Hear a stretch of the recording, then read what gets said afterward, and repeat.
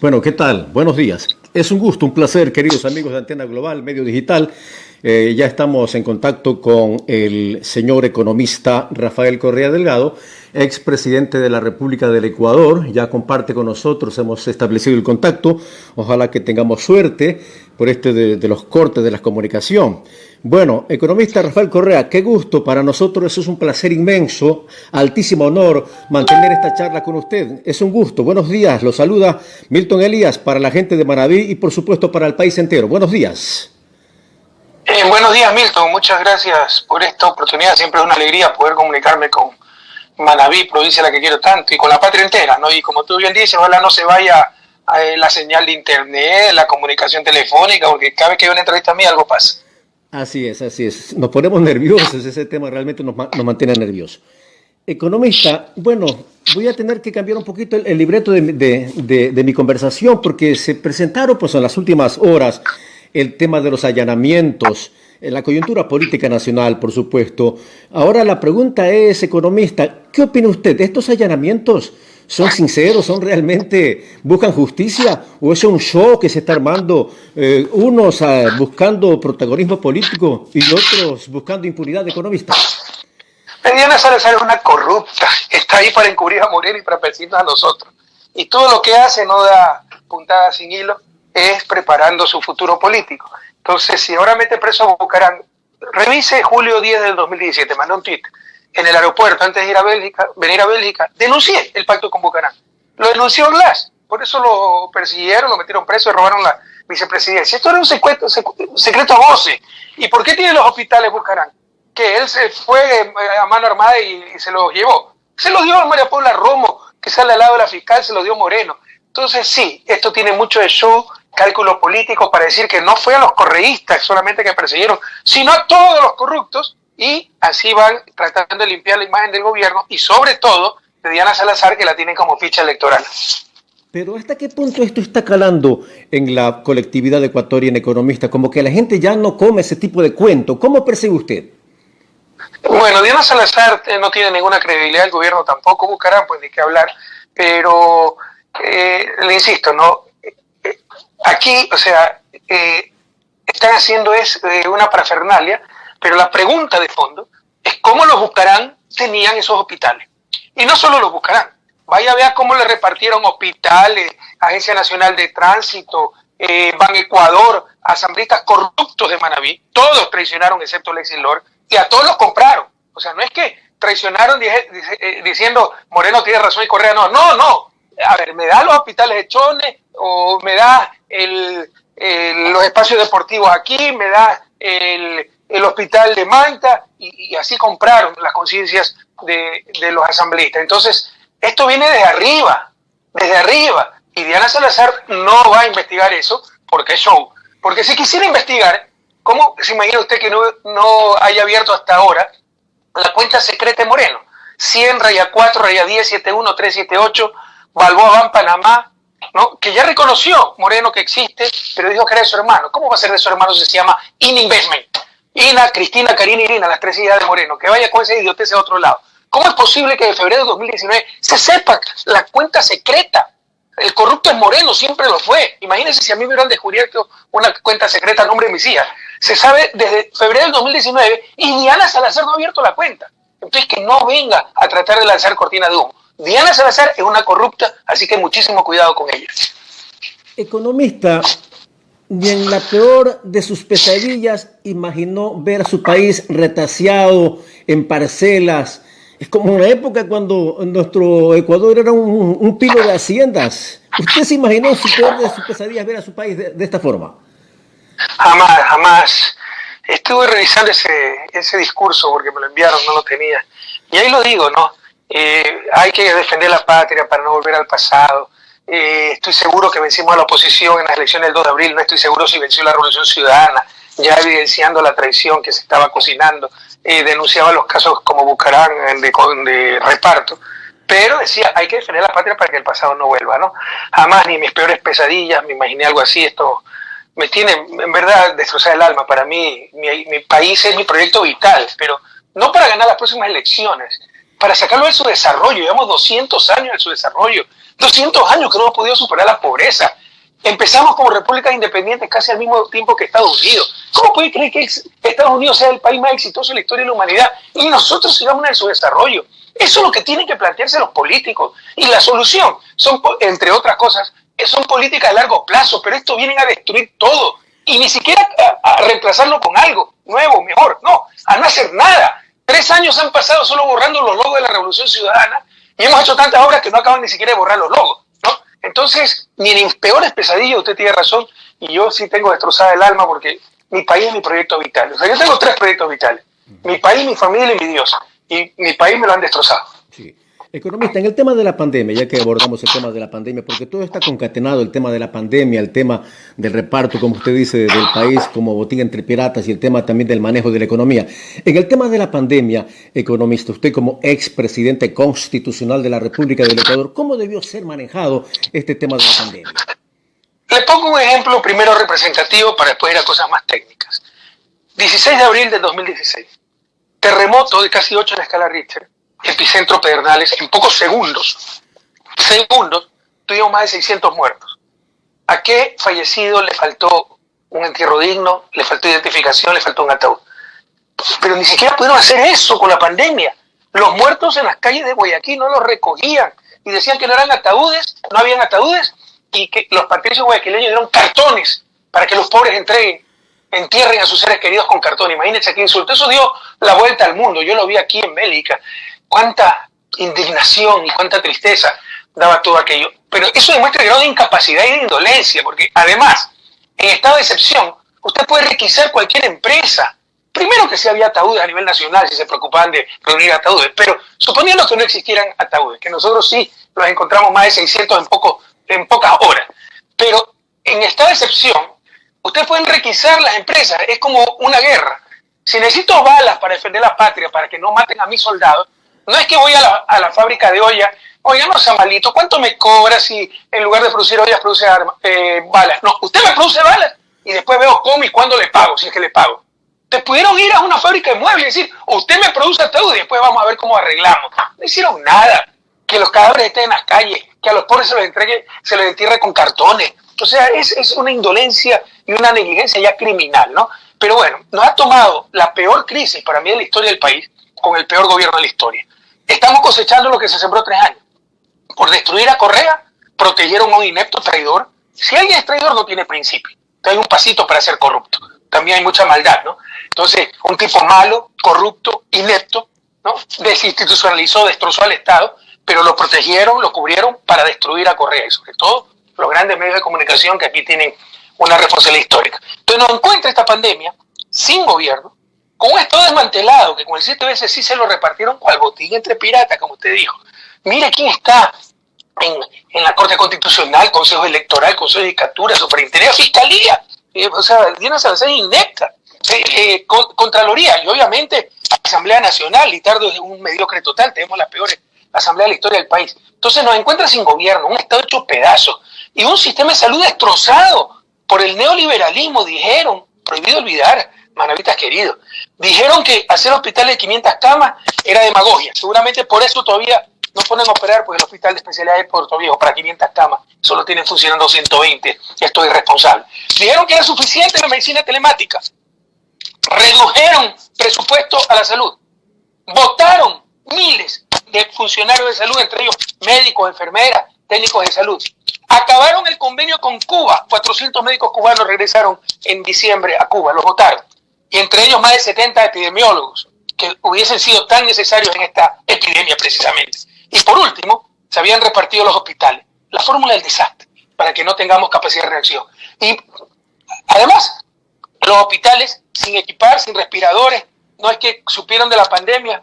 Bueno, recontrata doctores, dijeron que no había plata y pagaron $1.200 millones en deuda externa en marzo. Es negligencia criminal. Y como si esto fuera poco, no los quiero desanimar, pero sí quiero hacerles ver la realidad. Ya la economía estaba despedazada, y no por el virus, no por la caída del precio del petróleo, por supuesto que eso es muy grave. Ya en el 2019 decrecimos con petróleo a $55 y sin virus. Pero mientras nosotros decrecíamos, mientras el tendero en la esquina vendía menos, mientras el joven graduado no encontraba trabajo, mientras la gente tenía menos negocios, los banqueros rompían récord en utilidades. Solo el Banco Guayaquil de Lazo ganó cerca de 70 millones de dólares. Fidel Vegas, dueño del Amazonas, con Pinche de Moreno, con sus 3 bancos, Rumiñahui, Diners y Banco de Pichincha, ganó más de 200 millones de dólares y lo mandaron fuera del país. ¿Cómo pueden creer ustedes que crezca la economía y estos rompan récord en utilidades? Entonces nos encontró sin gobierno, sin Estado, un sistema de salud destrozado y una economía destrozada. El peor de los mundos para la peor emergencia de la historia. Además que reaccionaron terriblemente mal, ¿no? Y el 16 de marzo declararon estado de emergencia cuando ya se sabía la pandemia desde diciembre en Wuhan, China. No contrataron respiradores, no se prepararon nada. Ordenaron aislamiento sin apoyo, con alimentación, con una logística para llevar víveres a las casas. El que se gana el pan día a día, ¿cómo se puede quedar en la casa y que se muera de hambre su familia, ¿no? La manera de enfrentar la pandemia era pruebas, aislamiento y pruebas y más pruebas. Dijeron que venían 2 millones de pruebas, era mentira. Y como le decía, no equiparon los hospitales, dijeron que faltaba plata y pagaron 1.200 millones de deuda. Por eso yo lo dije claramente. Si este gobierno no se va, vamos directo al precipicio. Y si me hubieran hecho caso en octubre, cuando dije, apliquen la Constitución de Montecristi hecha para estos casos graves, crisis política y social, anticipemos elecciones, ya hubiéramos tenido un nuevo gobierno democrático, mucho más creíble y con muchas más capacidades para enfrentar esta crisis. Estamos cosechando lo que sembraron, es decir, impunidad, encubrimiento a un gobierno mediocre, a un gobierno corrupto por hacerle daño a Correa. Y hoy lloramos lágrimas de sangre. Sí. Economista, dos preguntas en una. Desde su punto de vista, un expresidente de la República, un estadista de talla ecuménica, con conocimientos amplios, especialmente en el ámbito económico, ¿cómo debió ser técnicamente el manejo de la crisis en el sentido de el tema de mitigar temas, alimentos, visitas, etcétera, etcétera? Y también ahí mismo un criterio sobre el manejo del tema de Guayaquil, economista. Bueno, como lo hicimos en el terremoto, que al día siguiente teníamos listos cerca de 12.000 kits de alimentos, y a nadie le faltó alimento, ¿no? Y las Fuerzas Armadas, en lugar de reprimir y darle palo al que incumple el toque de queda, debieron ser utilizadas para repartir esos alimentos, y eso mantenía la actividad de la economía.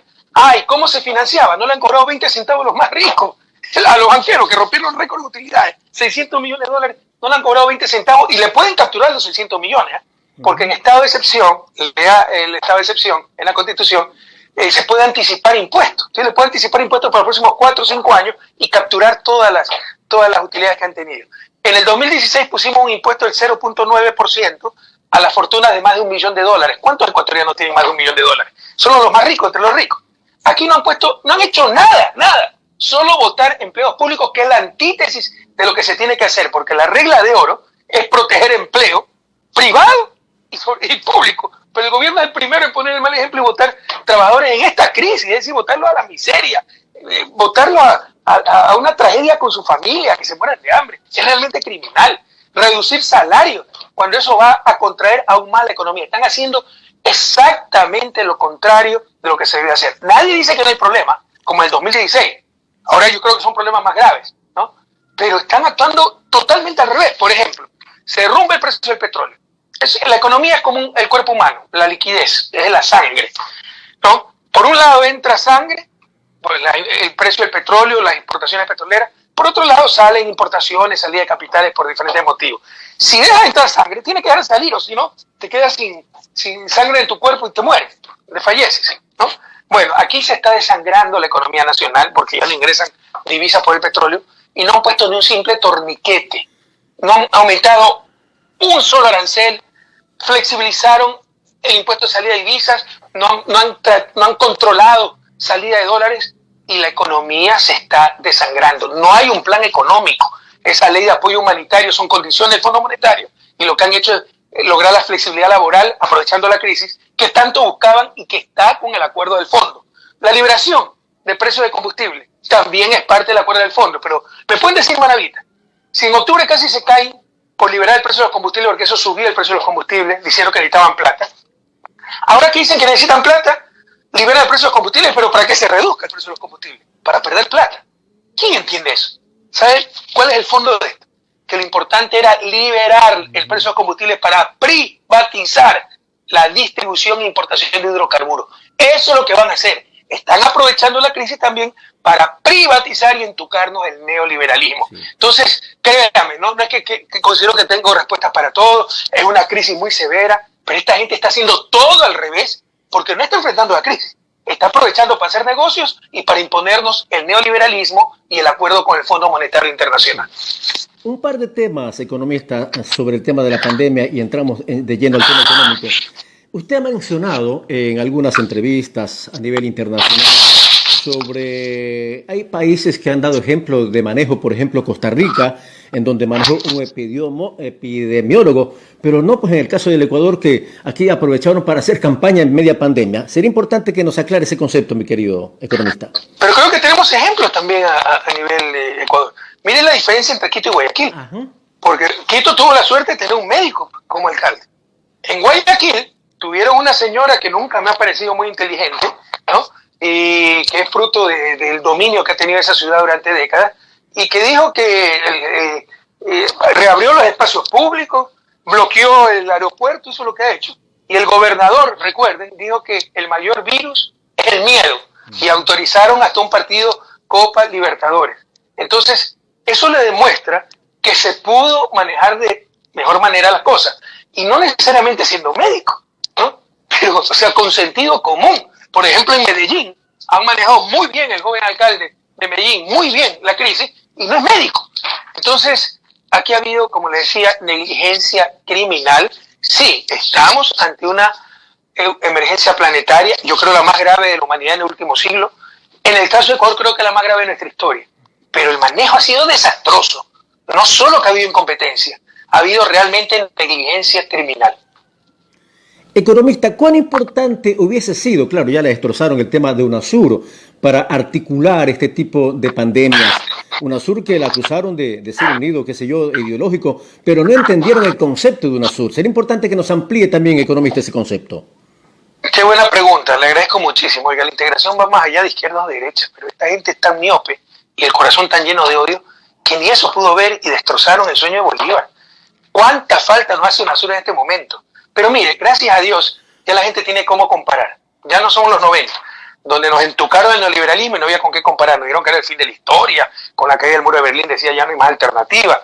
Ahora sí, ¿cómo comparar? Pues 2007, 2017 y básicamente 2002-2014, la época de oro de América Latina.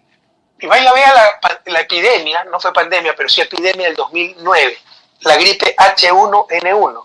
Ecuador fue el primer país de América Latina en reaccionar y el que mejor lo hizo, por si acaso. Hasta regalamos la medicina para atender el virus, el H1N1. Pero en todo caso, se reunió, UNASUR tenía consejo de salud, tenía un instituto de salud en Río de Janeiro, se reunieron los ministros de salud y tuvimos una estrategia regional entre países para enfrentar la epidemia. Ahora, ¿qué hicieron con la pandemia del coronavirus? Lo que hizo Perú fue movernos tanques a la frontera para que no pasen los ecuatorianos contagiados. ¿Cuánta falta nos hace UNASUR? Y también responsabilidad de estos, pero ya no tengo palabras para, créame, no quiero ser grosero, no quiero escandalizar a la gente que me escucha, pero no tengo palabras para definir a estos irresponsables que ni eso respetaron, el sueño de nuestros libertadores, porque usted ha dicho, nos acusaron de ser UNASUR unido de izquierda. UNASUR fue fundado por presidentes como Uribe, como Alan García, continuado como Piñera. Vaya a ver la Unión Europea, todos los colores que existen ahí, pero saben que la Unión va más allá de ideología. Ni eso han podido entender los mediocres que hoy gobiernan ciertos países de América Latina. Economista, y para colmo de los colmos, nos convocan a los chicos estudiantes a clases virtuales sin que la mayoría de los chicos, especialmente en el sector rural, tengan acceso a Internet y en otros casos ni siquiera en el dispositivo. ¿Qué opina usted sobre esto? ¿Cuál debió ser la solución al tema de las clases, economista? Mire, no hay soluciones mágicas. Yo no voy a hacer demagogia con tremenda crisis. O sea, va a haber costos, va a haber problemas, va a haber inconvenientes. Pero traten de solucionarlo, por el amor de Dios. Y por el contrario, querían cerrar los 800 infocentros. La gente reclamó de que no lo han cerrado, pero le quitaron presupuesto. Para cualquier efecto práctico están cerrando. ¿Qué debieron hacer? Precisamente eso, triplicar los infocentros para que la gente que no tenga computadora, con los cuidados del caso, vaya al infocentro y siga escuchando clases. O sea, no vamos a salir de esto sin costo. Habrá que incomodarse, hay que cuidar la vida y es bueno que los chicos retomen clases. Y si no se puede tener presencialmente por el problema del contagio, al menos a través de internet, pero demos esas facilidades. Tampoco se puede dar computadora a cada uno, pero sí se puede potenciar esos infocentros y que la gente vaya y pueda seguir esas clases, además de que también puede haber clases presenciales con los debidos cuidados, como están haciendo aquí en Bélgica, porque los chicos son más inmunes al virus. Además, la mortalidad entre los niños, jóvenes, adolescentes es extremadamente baja, casi cero, ¿no? Entonces, con los cuidados del caso, prácticamente no hay peligro. Entonces, se podía también, de forma controlada, restringida, tener clases presenciales, por ejemplo, para los chicos que no tienen computadora. Pero no hacen nada, o sea, la incompetencia es, y más que incompetencia, indolencia e intereses creados, no en el caso educativo, pero en caso de privatizaciones, en caso de votar empleados públicos, en caso de la flexibilización laboral, en caso de la liberación de los precios de combustible, todo eso son intereses creados. Domina a la responsabilidad elemental de enfrentar la mayor crisis de la historia del Ecuador, de salvar vidas y evitar que el país vaya a un precipicio. ¿Cuál debió ser fundamentalmente el camino a seguir en este tema de las clases? A lo mejor esperar el próximo año. ¿Cómo debió actuarse según su criterio, economista?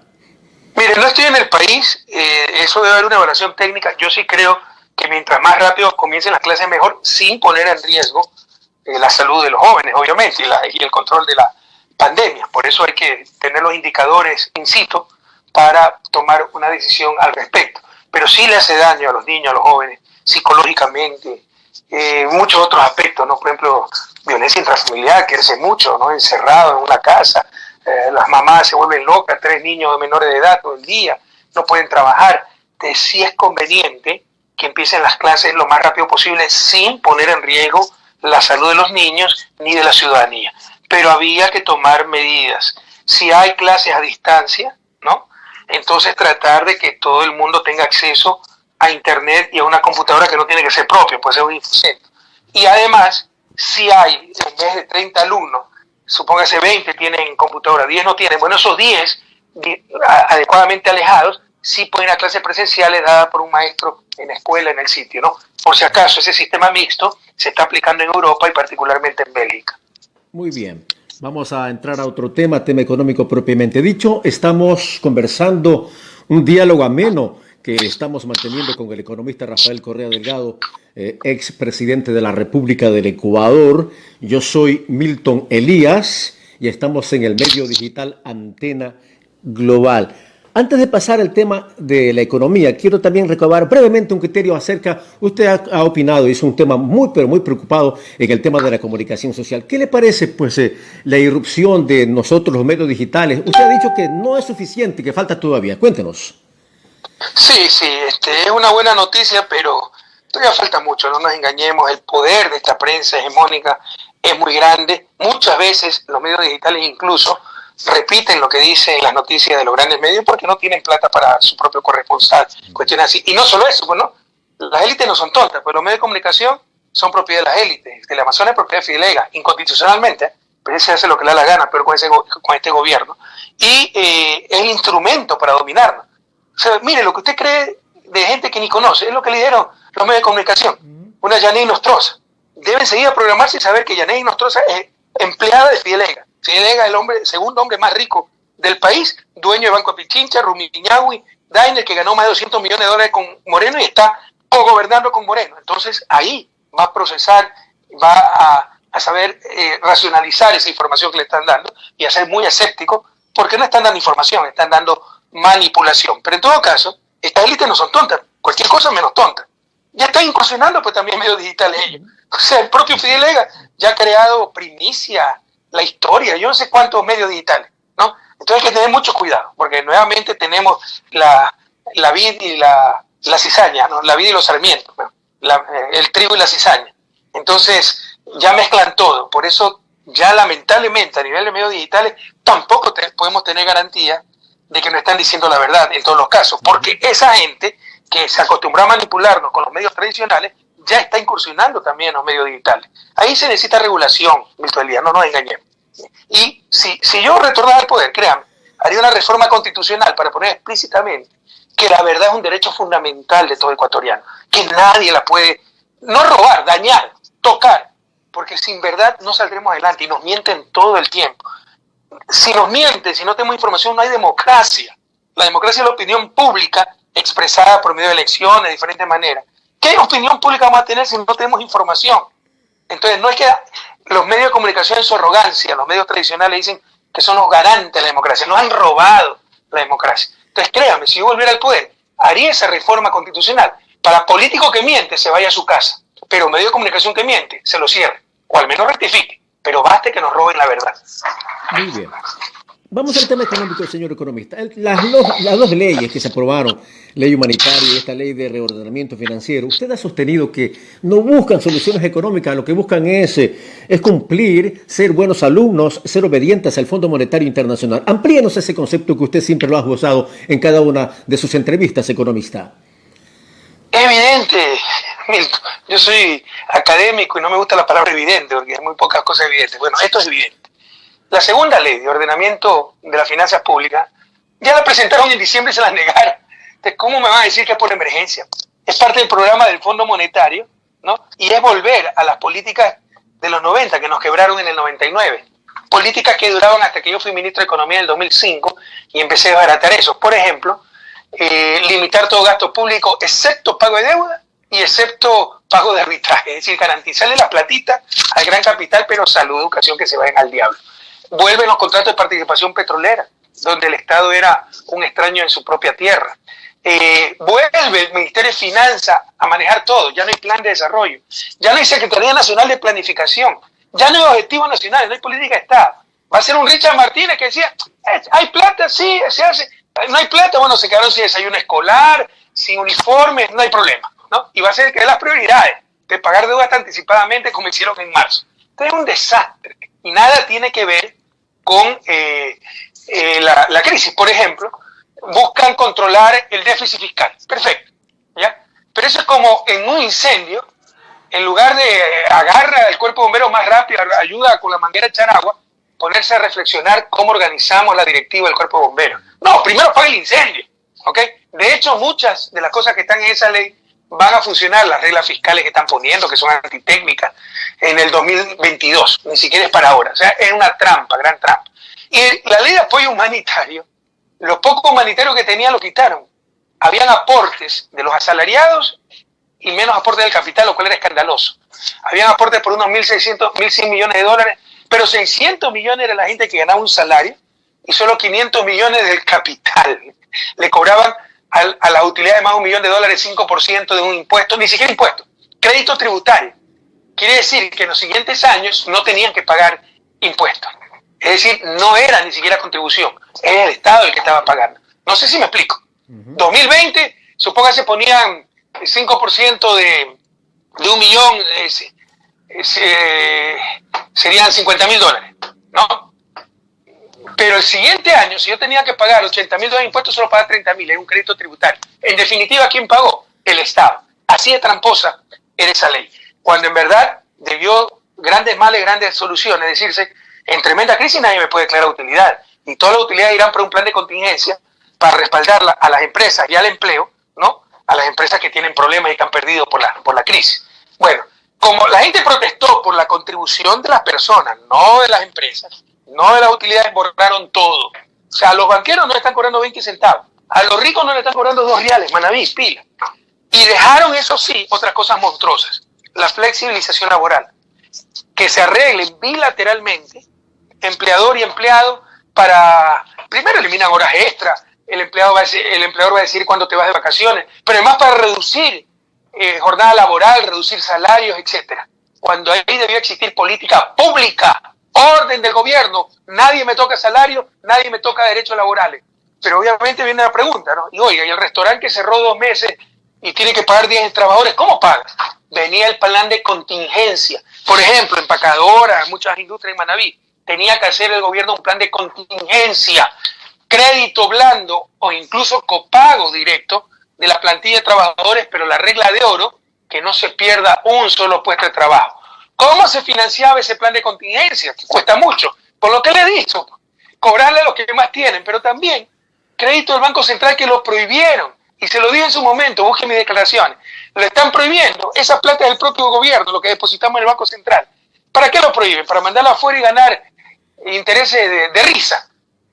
Sí, parcialmente, pero también para prestarle a la banca privada. Ya el Fondo Monetario acaba de decir que el Banco Central no tiene que prestarle al gobierno su propia plata, pero sí a la banca privada. O sea, se le están llevando la patria en pesos. Y una tercera fuente de financiamiento era financiamiento internacional. De esto no vamos a salir sin ayuda del mundo. Y mire cuánto se insultó a China y ahora están arrodillándose, arrastrándose ante China. Pero había que hacer ese plan de contingencia para respaldar empresas y respaldar empleo. Entonces, esa ley, ¿verdad?, de ayuda humanitaria, de apoyo humanitario, lo poco que tenía apoyo se le borró y solo quedaron las condiciones del Fondo Monetario Internacional, básicamente la flexibilización laboral.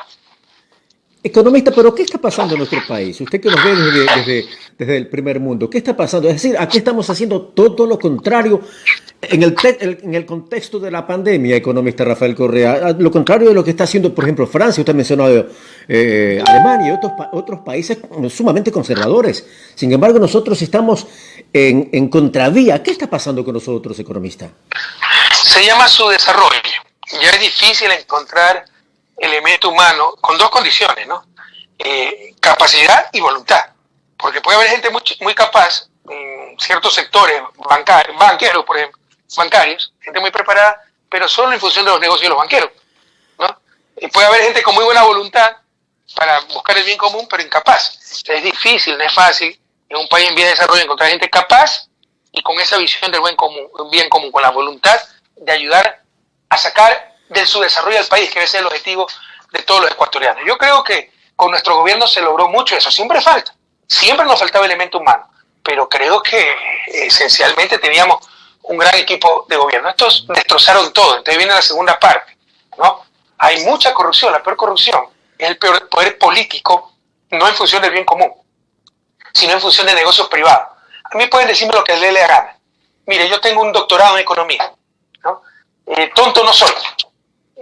Me pueden dedicar a los negocios y llenarme bolsillos de plata. Nunca me interesó el dinero. Entonces, puede alguien decir que estoy equivocado, pero qué difícil es dudar de mi autenticidad cuando digo cosas que no es que me benefician a la grande mayoría. Qué difícil es creerle algo a un Lazo, a un Nebot, ¿no?, que hablan de sus propios intereses, o un MPD para defender sus espacios políticos, ¿no? Entonces, falta esa capacidad y esa voluntad, falta honestidad, y aquí también tenemos un elemento fundamental que afecta a las dos cosas anteriores, y las tres cosas: capacidad, voluntad y honestidad, que son los medios de comunicación. Tergiversan todo. Los medios de comunicación son de las élites, no nos olvidemos de eso. Son de la oligarquía, los que siempre nos han dominado, los que siempre han excluido, los que nunca han buscado mejorar la educación pública, porque sus hijos no se educan en escuelas públicas y les importa tres cantimploras cómo se eduquen los pobres. Y los pobres, si no tienen acceso a educación, jamás van a salir de la pobreza. Y son tan tontas esas élites que no entienden, ¿no? Y con esta pandemia han entendido que si los pobres no salen de la pobreza, ellos tampoco van a vivir mejor, porque van a tener que construir cada vez muros más altos para protegerse de sus lujos ante tanta inequidad. Pero no lo entienden, son miopes en su ambición irracional, no pueden ver más allá de sus narices. Pero en todo caso, esos medios de comunicación, viene un buen gobierno como el mío, y cómo han difamado, cómo han mentido, que sobreprecios a los ajustes de contratos. Ahora resulta que no se le requiere la refinería de Manabí. Por favor, defina esa refinería. ¿Cómo pueden decir una tontería así cuando producimos 550,000 barriles diarios y solo refinamos 160,000? No alcanza ni para el consumo interno. Y ya evidenciaron sus intenciones. Ahora resulta que sí se necesita, pero privada, y ya no en Manabí. Y los manavitas se van a dejar robar la refinería. Entonces, con una prensa que distorsiona todo, tomamos las peores decisiones, y eso se llama subdesarrollo. ¿Cómo avisora, economista, en esa línea del tema del paquetazo impuesto por el Fondo Monetario Internacional?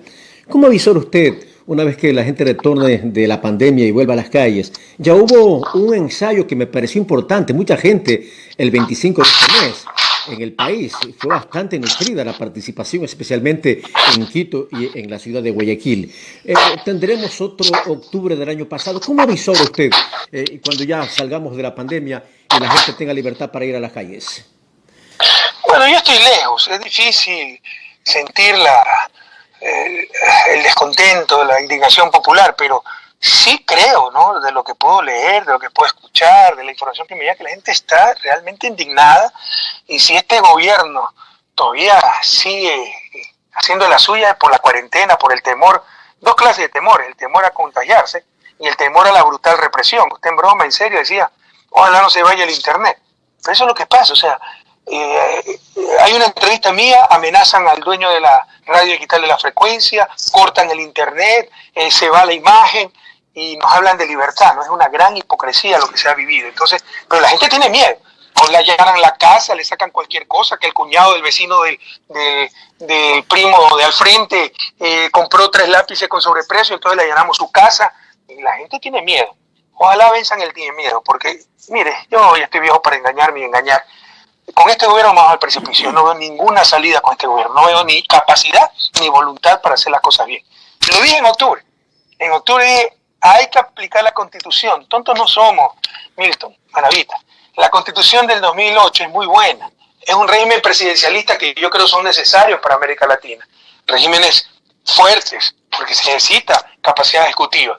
E insisto en esto, porque cuando viene esta crisis empiezan a aparecer los peores disparates, ¿no? Que bicameralidad, o sea, inventarse otro congreso, que federalismo, los patricios guayaquileños, porque siempre han buscado ser independientes. No perdamos la cabeza. Se necesitan regímenes presidencialistas, pero flexibles, porque tenemos un sistema en disputa. Entonces nosotros incluimos en la Constitución del 2008 figuras parlamentarias, que son las elecciones anticipadas. En España, por ejemplo, ¿no? Donde no hay separación entre el Ejecutivo y el Legislativo. El Ejecutivo nace de la mayoría legislativa.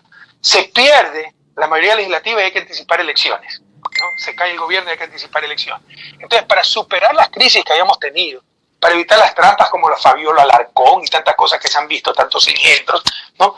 Se puso la muerte cruzada, llamar a elecciones anticipadas. Artículo 130 lo puede llamar el presidente, artículo 148 lo puede llamar la Asamblea. Precisamente para lo que vivió el país en octubre, es decir, grave crisis económica y social, entre otros factores. Prefirieron la brutal represión, nunca vista, prefirieron 11 muertos, prefirieron 1.300 heridos, 1.200 detenidos, pero no darle la razón a Correa y seguir apoyando a Moreno para que siga Correa.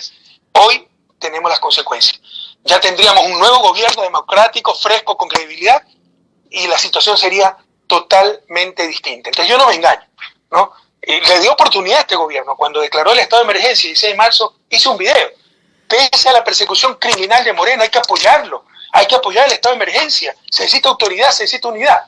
10 días después no daban un centavo para emergencia.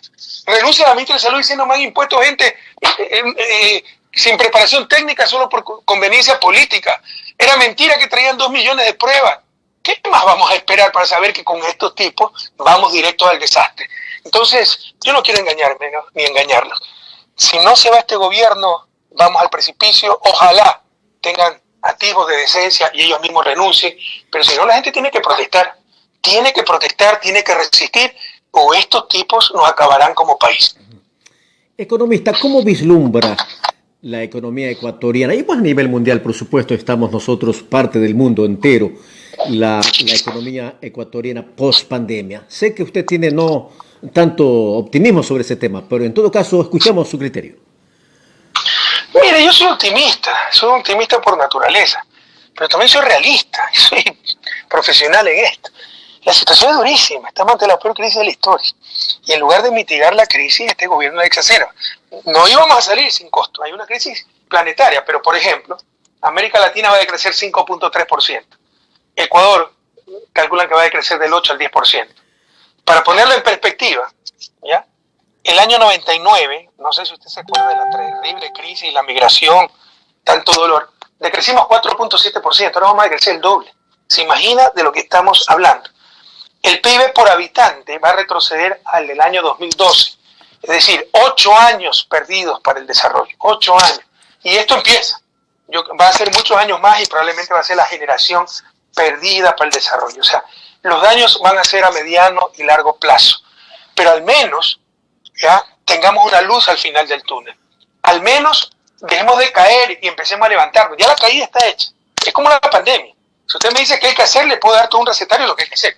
Pero a los muertos nadie los va a resucitar. Y a los que ya se contagiaron por falta de pruebas, por falta de aislamiento, por falta de capacidad de este gobierno, seguirán expandiendo la epidemia y seguirá muriendo gente. Eso ya no lo podemos reparar. el daño que se le ha hecho a la economía ya no se lo puede reparar. Habrá que mitigar, al menos evitar que sigamos cayendo y ver una luz al final del túnel. Pero, como les decía, con este gobierno yo no veo absolutamente nada. Y por el contrario, están haciendo exactamente lo que no se tiene que hacer. Por ejemplo, había que mantener empleos, ingresos, empresas para mantener la actividad económica, y había una economía que se desangraba, como un herido que se desangra, poner un torniquete. Lo urgente era poner un torniquete y evitar el desangre. Había que controlar salida de divisas y no han hecho absolutamente nada. No han subido un centavo ningún arancel, no han impedido que la fuga de un solo dólar. ¿Por qué? Porque son los de la gallada, son los que están cogobernando, los que hacen esas cosas. Muy bien, continuamos. Amena charla, la que estamos manteniendo con el economista Rafael Correa Delgado, expresidente constitucional de la República del Ecuador. Yo soy Milton Elías, estamos en el medio digital Antena Global. Tres temitas adicionales que me parecen importantes, yo los considero importantes para que usted los replique, señor economista, y los aclare, como dice la canción de Isabel Pantoja, para matar los rumores de aquella esquina.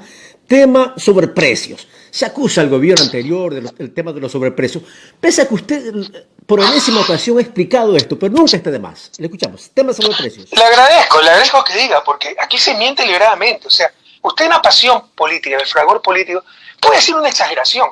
1.500 millones se han gastado en aplanar el terreno de una refinería en Manabí. Pero después, si se le enseña que está hablando estupideces, si sigue repitiendo, ya no es un error, ya usted es un corrupto, usted es mala fe.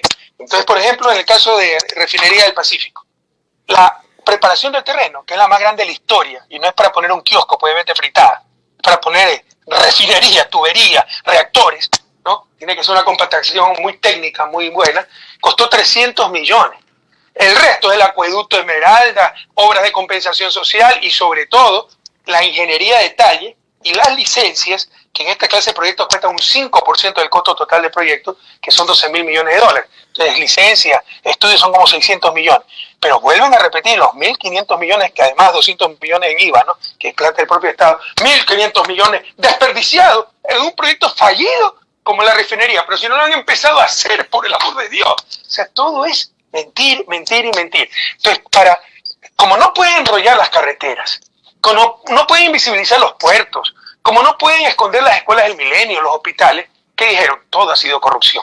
Primera pregunta, ¿dónde está el dinero? Para que haya corrupción, alguien debe enriquecerse. ¿Quién es corrupto para enriquecer a los chinos?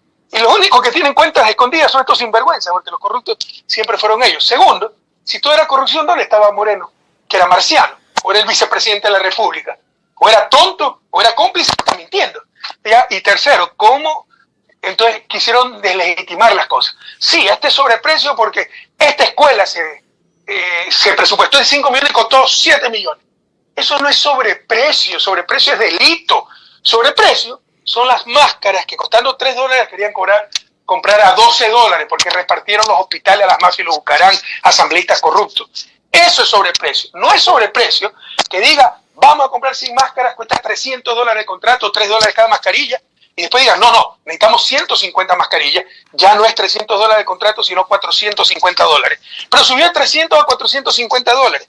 Pero eso no es sobreprecio, es el reajuste del contrato, más mascarilla. En el caso de la escuela, más movimiento de tierra, la entrada que no se hizo, extender la tubería porque el municipio no quiso hacerlo, y siempre nos trataban de decir los municipios, ¿no? No hacían su parte porque sabían que para que tenga agua la escuela finalmente lo íbamos a hacer nosotros. Y ahí vienen los reajustes de contratos y dicen sobreprecio. ¿Sabe cuántos juicios de sobreprecio hay? No hay uno.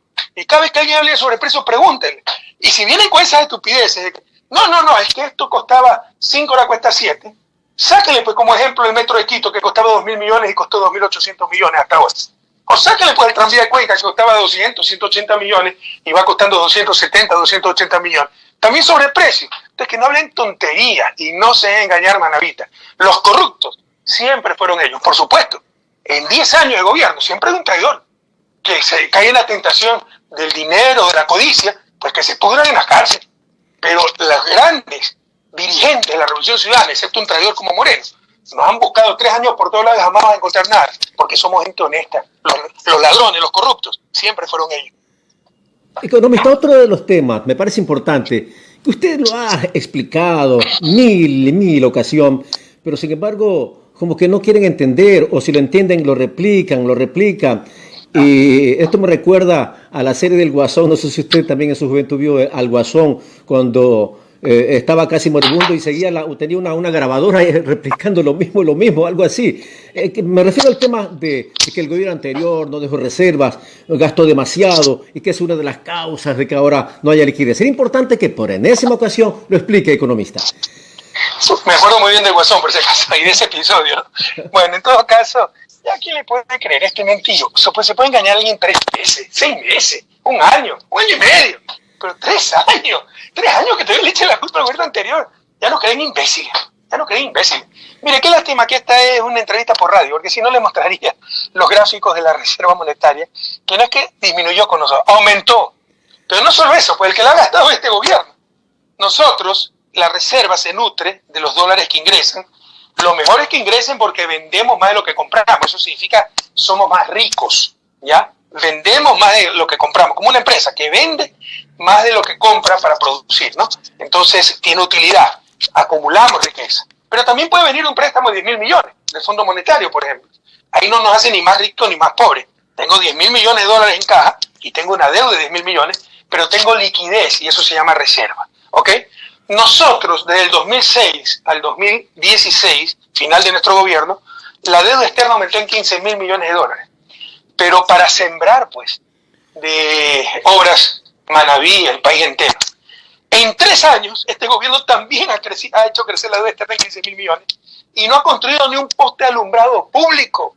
¿Y qué ha financiado esa deuda del pueblo ecuatoriano? La salida de divisas. Es decir, vienen dólares, 15.000 millones, y lo sacan por otro lado. Y lo único que queda es la deuda para el pueblo ecuatoriano. Es lo mismo que sucedió en Argentina. 60.000 millones a nivel del Fondo Monetario y las élites argentinas sacaron 70.000 millones de dólares. Todo eso es mentira de estos tipos. Son corruptos, además de ineptos, son altamente corruptos, altamente mediocres. No dicen la verdad y no se atreven a debatir porque saben que no resiste el menor análisis de las tonterías que están diciendo.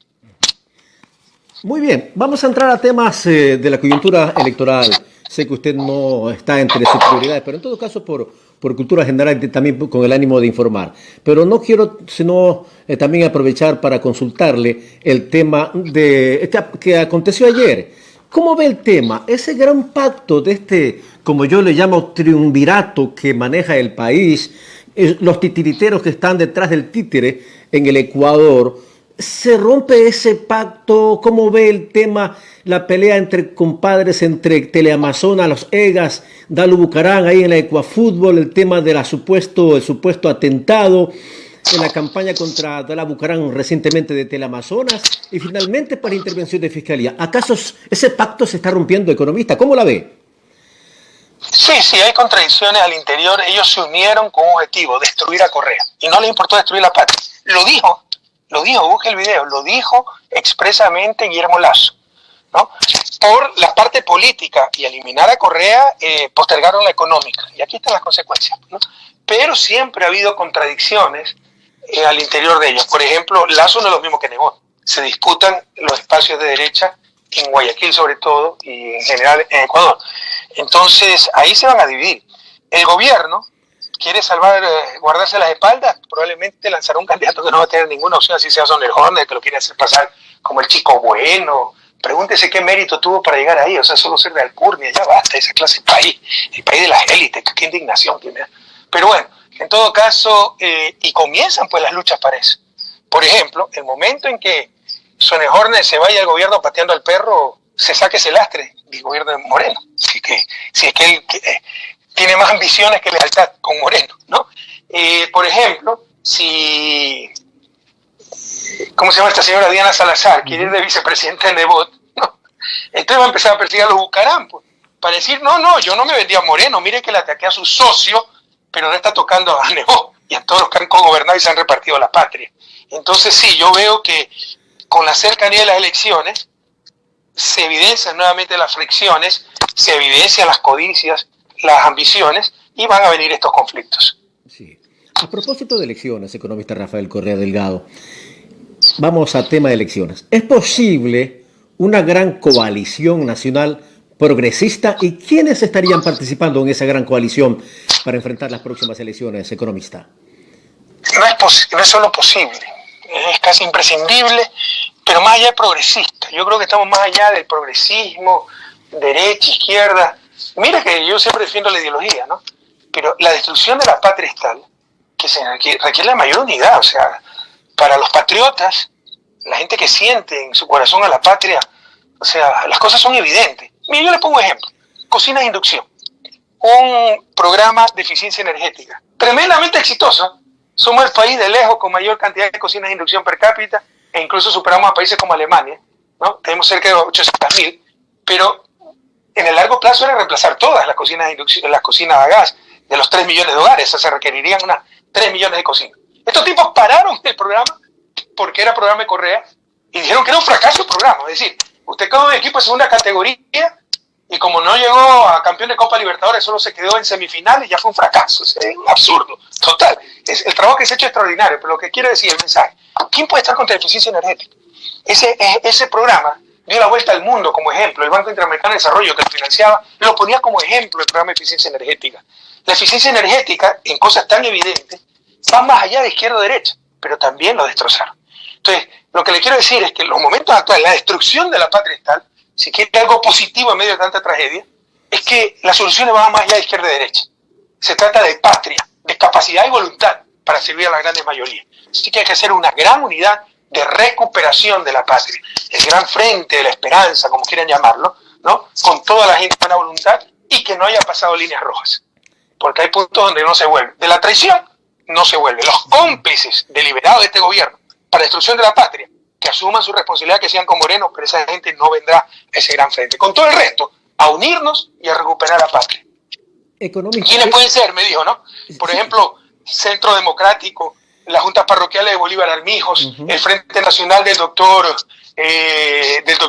Franco Lor, el Frente Patriótico del ex embajador Horacio Sevilla, y cuántos otros grupos, ¿no? Muchos grupos locales. En Manabí hay muchos. ¿Podría ser en Manabí, una vez más, del tema de Mariano Zambrano? Sí, miren, Mariano lastimosamente se acomoda un poco al poder, algún ¿no? economista con el tema de Mariano Zambrano. ¿Cómo? Algunos nos van a resentir. El tema de Mariano en Manabí es impresentable. Bueno, debemos madurar. Claro, no conozco hasta dónde haya ido en Manabí. Sí, cuidado, cuidado. Estoy hablando un poco de área. Lo que le estoy diciendo es que no es que fue cómplice directo de la tragedia nacional, pero claro, se acomodó el poder. Pero, por ejemplo, ojalá podamos unir ahí al alcalde Intriago de Manta, con el alcalde perdedor Estrada, todos juntos para rescatar la patria, ¿no? Incluso con... me voy a pasar vergüenza. Sí, Agustín Casanova. Cerró filas alrededor del cristianismo, Agustín Casanova, economista. Sí, que se portó tan mal, porque era nuestro candidato, siempre lo apoyé, me echaba flores, habíamos conversado para que sea nuestro candidato en la elección del año anterior, y sin decirnos nada salió con negocios, se ha portado muy mal, pero no por eso voy a decir que no es un buen alcalde, no voy a dudar de su honestidad, al menos en las cosas ejecutivas, porque también hay honestidad política, ¿no? Pero bueno, toda esa gente que no ha sido partícipe directa de la tragedia nacional, por ejemplo, con el 7 veces sí, sabiendo lo que significaba ese 7 veces sí, porque de ahí vino la destrucción de la patria. Con el 7 veces sí fue un golpe de Estado para apoderarse de todo, ¿no? Entonces, con toda la gente que no fue partícipe de esa tragedia nacional, partícipe consciente, bienvenido a este gran frente de recuperación, de salvación nacional. Economista, el tema de Leonardo Orlando es brillante en Manabí. Las juntas parroquiales todas, casi un 100%, están cerrando filas alrededor de Leonardo Orlando y esto va a ser una barredera con Rafael Correa, según nosotros hemos constatado. Miren, no es porque sea mi cuidiario, mi compañero y un querido amigo, ¿no? Pero, o sea, Leonardo Orlando es otro nivel, o sea, es los mejores profesionales que tiene la patria, es un orgullo para Manabí, porque estamos hablando de a nivel nacional, de los mejores profesionales en economía y sobre todo en cuestiones tributarias. SRI hizo un trabajo extraordinario, además una persona honradísima, ¿no? Entonces realmente ustedes tienen un lujo de prefecto. ¿Alguna vez se habló de que sería presidenciable? Yo sé que esto es peligroso porque si le decimos presidenciable mañana o luego lo allanan. En todo caso, con toda la...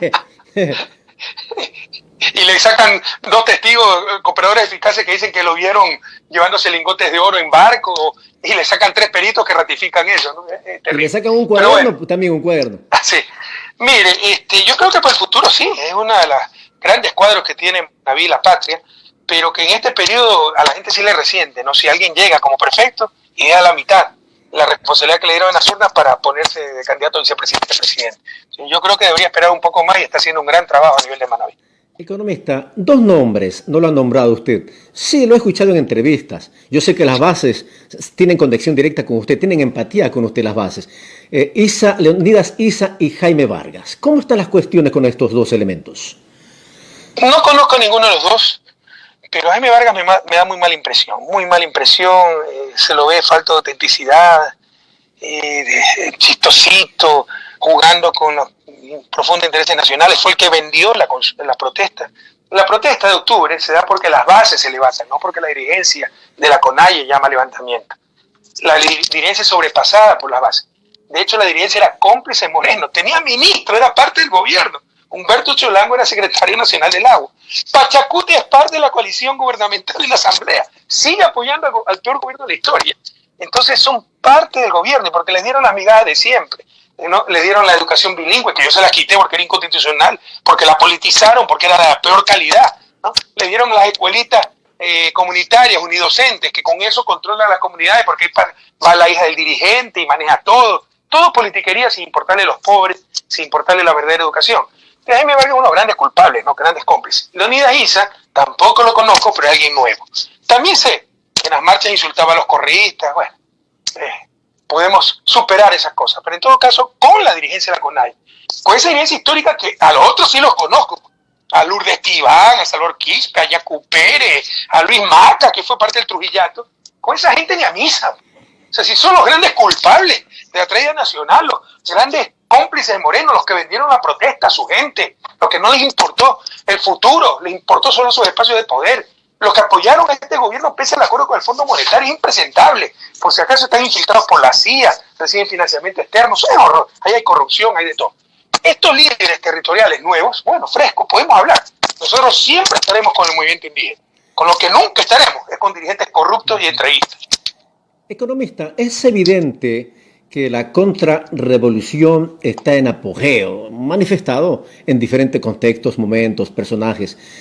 Pero lo lamentable y lo que apena es que gente que perteneció a la Revolución Ciudadana son parte de la contrarrevolución.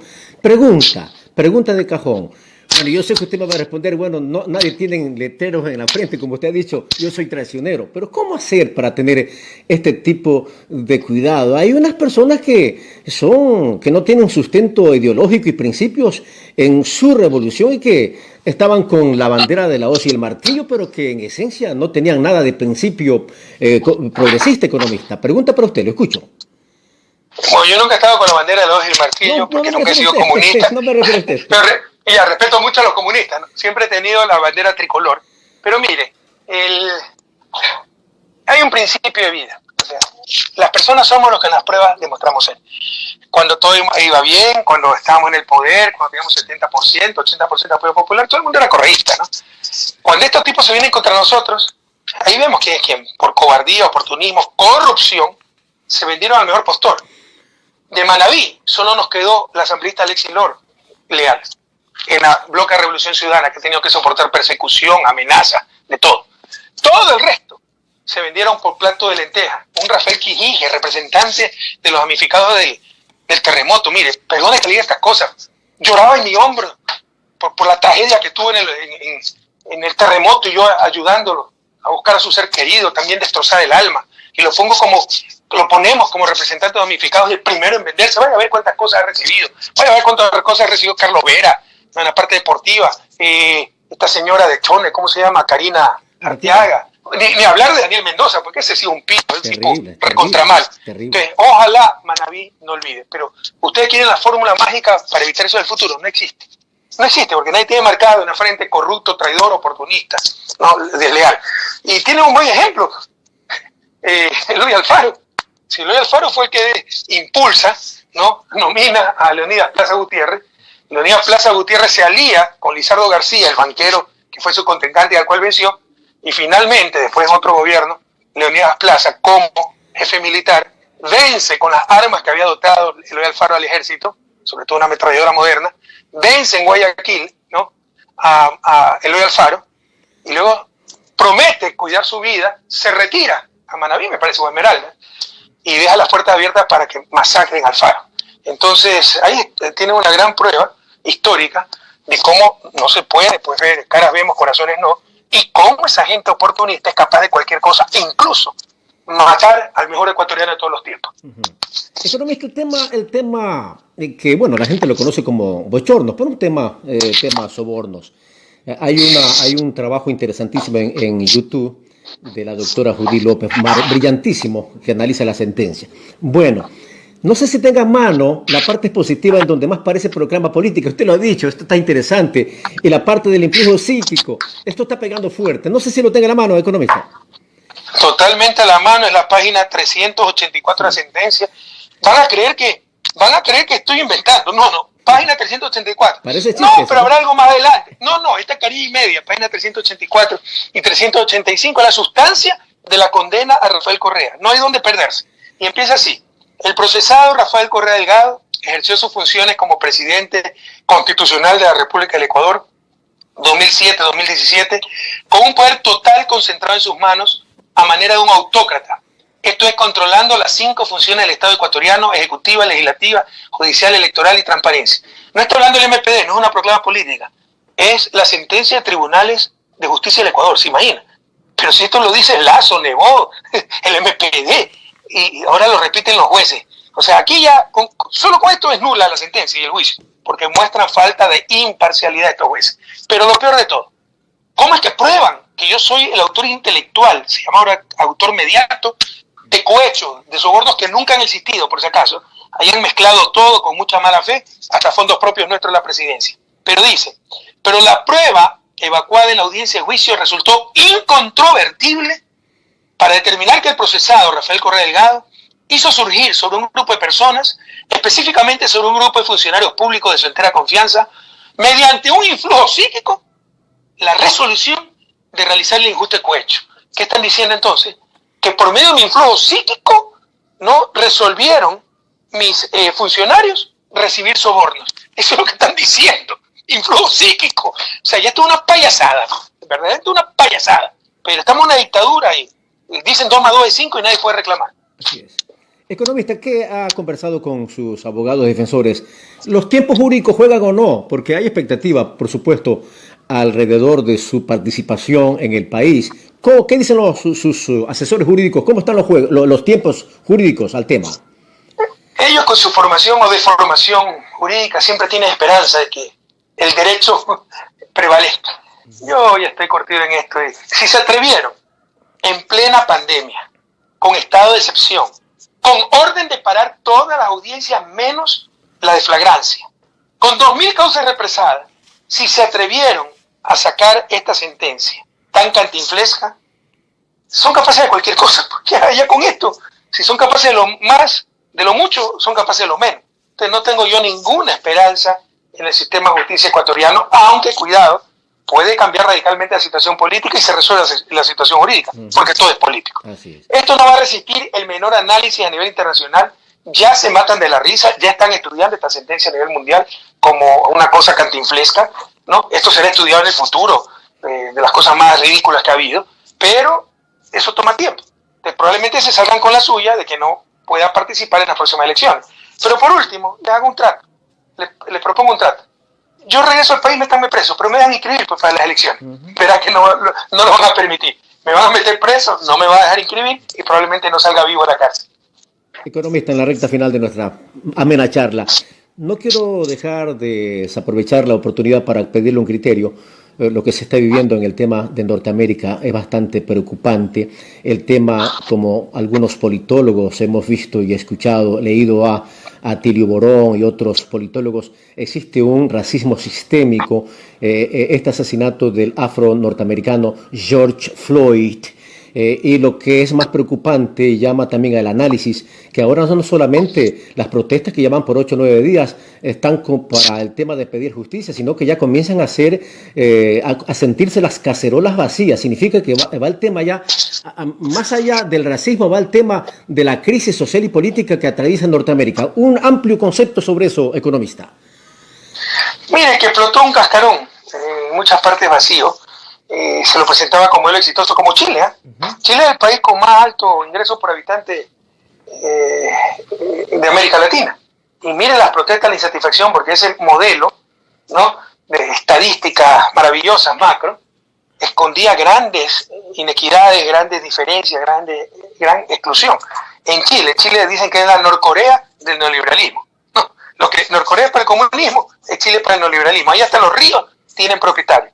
Y las familias de clase media viven endeudadas, pagando educación privada, porque no hay pública, pagando universidad privada, salud privada, y no solo eso. Las reformas que se dan en los 80 para apropiarse, que la quieren hacer en Ecuador, pues nuevamente están quebrando al IES para decir, el Estado no sabe administrar, privaticemos el IES y hacer las administradoras de fondos de pensiones que tiene Chile. Bueno, esas administradoras de fondos de pensiones se crearon en los 80 y los 90, cuando solo recibían plata. Y empezó a jubilarse la gente, porque la gente no le alcanza la pensión y se muere de hambre. Y tienen que vivir los papás ancianos con sus hijos y esas personas de clase media atender a sus hijos y a sus papás. Es realmente un desastre. Algo similar en Estados Unidos. Mire, en Estados Unidos está pasando de que se derogaron las leyes de segregación racial, lo que siempre pasó en América Latina. Las élites latinoamericanas, racistas, excluyentes, fueron más inteligentes. Aquí no tuvieron que poner esclavitud, no tuvieron que poner apartheid, no tuvieron que poner leyes de segregación racial. Bastó la peor educación para los más pobres, ¿no?, para perpetuar la pobreza. Bastó la falta de oportunidades. Y mientras tanto, pues, sus clubes de lujo, sus barrios de lujo, sus colegios de lujo, sus universidades de lujo para casarse entre ellos y diferenciar por el apellido, el color del pelito, de la piel o de los ojos. ¿Ya? Y así se mantuvieron en el poder 200 años, excluyendo a las grandes mayorías y sobre todo a los pueblos originarios, a los afros, del progreso, de la justicia, de la dignidad. Lo mismo está pasando en Estados Unidos. Ya no hay segregación, ya no hay esclavitud, pero hay un sistema perverso que ha excluido sistemáticamente a las minorías y sobre todo a los afros, hasta que dieron basta a los afros. Yo no voy nunca a estar de acuerdo con la pobreza, con la violencia, perdón, pero obviamente frente a ellos están recibiendo violencia, la gente tiene que protestar. Sin embargo, sí estoy preocupado de que esto beneficie a Trump, porque hay un grupo norteamericano de esos caucásicos de derecha que son pues racistas. El mundo empieza y termina en Estados Unidos, hay que aplastar al resto de naciones, hay que fusilar a los migrantes. Hay grupos más sensibles, demócratas, más humanistas, pero hay una gran masa en el medio, apolítica. Estados Unidos es un país muy apolítico. Los anglosajones, los gringos son muy pragmáticos, les interesa la plata en el bolsillo, la gran casa, el gran carro, las vacaciones, y el resto no les interesa. Entonces ese gran segmento poblacional que es muy miedoso, probablemente con estos brotes de violencia se asusten y apoyen más a Trump. O sea, yo temo que puede esta circunstancia, paradójicamente, fortalecer la reelección de Trump. Muy bien, llegando a la parte final. Bueno, ¿qué le dice? Hay mucha gente que escribe, Correa, te necesitamos, vuelve Correa, Glass, libre. Bueno, hay miles de mensajes y a las miles de personas que nos están escuchando. ¿Algún mensaje, economista? Y qué alivio, no nos cortaron la comunicación, ¿qué le parece? Se olvidaron, pues seguramente. Pero mire, Milton Elías, yo sí le ruego a la gente. Uno de los grandes mártires de nuestra revolución se llama Jorge Glass, 2 años, 7 meses preso, sin que le hayan encontrado un centavo mal habido. No es que hayan encontrado fajos de billetes como al asesor de Daniel Mendoza. Y Daniel Mendoza ni siquiera, no es que no está detenido, sigue actuando como asambleísta y votó a favor de las leyes del Fondo Monetario. No. Entonces ya el colmo del descaro. Por eso le digo, lo de Diana Salazar es un show. ¿Por qué no está preso Daniel Salazar? Donde se encuentran los fajos de billetes. ¿Qué fajos de billetes encontraron contra nosotros? ¿Qué riqueza mala vida? ¿Qué cuenta secreta? Y Jorge Glass lleva 2 años, 7 meses preso. Y ahora que explota lo de Bucarán, que era un secreto a voces, revisen la carta que mandó Jorge Glass en el 2017. Y por eso le quitaron las funciones, por eso lo acusaron.